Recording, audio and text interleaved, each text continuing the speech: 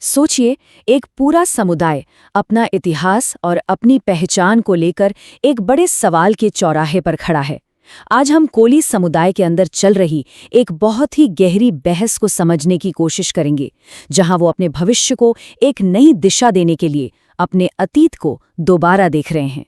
ये पूरी चर्चा असल में एक सीधे से सवाल पर आकर टिक जाती है, इतिहास या मिथक? उनके सच्चे आदर्श आखिर हैं कौन? तो चलिए इस पूरी बहस की तह तक चलते हैं। मुद्दा है कोली समुदाय का और उनकी ऐतिहासिक और आध्यात्मिक पहचान को लेकर उनके सामने रखे गए दो बिल्कुल अलग-अलग रास्तों का। देखिए, कोली समुदाय भारत के कई हिस्सों में फैला एक बड़ा समूह है और इस वक्त उनके बीच एक बहुत ही बुनियादी सवाल पर बहस चल रही है कि उनका असली ऐतिहासिक वंश क्या है और उनके मार्गदर्शक, उनके रोल मॉडल कौन होने चाहिए। अब इस पूरी बहस के केंद्र में दो नाम हैं जो एक दूसरे से बिल्कुल अलग हैं। एक तरफ हैं गौतम बुद्ध, जो इतिहास का एक हिस्सा हैं, एक महामानव, और दूसरी तरफ हैं मानधाता, जो एक पौराणिक पात्र हैं। तो पहले मानधाता की कहानी को समझते हैं, जिन्हें इस सोर्स के मुताबिक कुछ लोग अपना आदर्श मान रहे हैं। तो ये मानधाता कौन है? सोर्स के हिसाब से मानधाता पौराणिक ग्रंथों और बौद्ध जातक कथाओं से निकला एक काल्पनिक किरदार है और इसी किरदार को कोली समुदाय के कुछ वर्गों के सामने एक आदर्श बनाकर पेश किया गया है। सोर्स ये भी बताता है कि समुदाय के कुछ लोग उन पौराणिक कथाओं से काफी प्रभावित हैं, जिन्हें अक्सर ब्राह्मणवादी कथाएं भी कहा जाता है, और इसी प्रभाव के चलते उन्होंने इस पौराणिक पात्र को अपना आदर्श मान लिया है। लेकिन यहीं पर कहानी में एक बहुत बड़ा मोड़ आता है। सोर्स के मुताबिक मानधाता की इस कथा को अपनाने के कुछ ऐसे नतीजे हैं जो शायद चौंकाने वाले हो सकते हैं। सोर्स का जो मुख्य तर्क है वो इस एक लाइन में छिपा है। वो कहते हैं, अगर हिंदू धर्म शास्त्रों की बात मानी जाए तो उन्हीं शास्त्रों में कोली लोगों को एक निम्न, हीन जाति, शूद्र वर्ण का दिखाया गया है। अब सवाल ये उठता है कि शूद्र का मतलब क्या है? तो सोर्स में बताई गई वर्ण व्यवस्था के हिसाब से ये चौथा और सबसे निचला सामाजिक वर्ग था, जिनका पारंपरिक काम बाकी के तीन ऊंचे वर्णों की सेवा करना माना जाता था। और ये सिर्फ एक नाम नहीं था, इसके साथ जुड़ी थी कई सामाजिक पाबंदियां।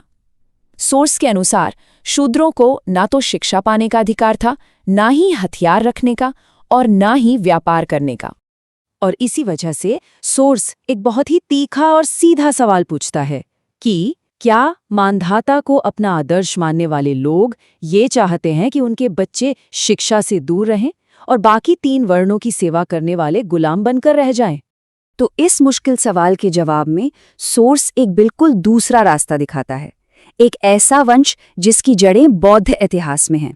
सोर्स का तर्क एकदम साफ है कि कोली समुदाय का असली और गौरवशाली इतिहास मानधाता की काल्पनिक कहानियों में नहीं, बल्कि सीधे सीधे गौतम बुद्ध और बौद्ध धर्म से जुड़ा हुआ है। और इस विरासत में आदर्शों की कोई कमी नहीं है। सबसे पहले तो खुद गौतम बुद्ध हैं, जिनका जन्म कोली वंश में हुआ। फिर आते हैं संत कबीर, वो भी कोली समुदाय से थे, जिन्होंने जाति भेद के खिलाफ आवाज उठाई। इसी कड़ी में नाम आता है वीरांगना झलकारी बाई का, जो बहादुरी का प्रतीक हैं। और फिर आधुनिक भारत के निर्माता डॉक्टर B.R. अम्बेडकर।